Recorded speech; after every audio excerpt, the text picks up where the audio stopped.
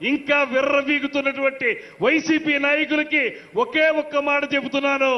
మీరు కార్పొరేటర్కి ఎక్కువ, ఎమ్మెల్యేకి తక్కువ అన్నారు. ఇవాళ నేను చెప్తా ఉన్నాను, మీ తండ్రి రాజశేఖర్ రెడ్డి కాకపోతే నువ్వు కనీసం కౌన్సిలర్ కూడా అయి ఉండేవాడు కాదనేటువంటి మాటని ఈ సందర్భంగా నేను మనం చేస్తున్నా.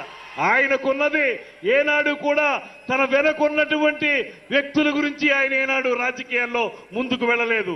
తన ముందున్నటువంటి ప్రజానీకాన్ని, తన వెంట నడుస్తున్నటువంటి జన సైనికుల్ని దృష్టిలో పెట్టుకునే ఆయన రాజకీయాన్ని నడిపారు. అందుకే ఇవాళ ప్రపంచ వ్యాప్తంగా ఒకే ఒక్క మాట చెప్తున్నారు, 100% స్ట్రైకింగ్ రేట్.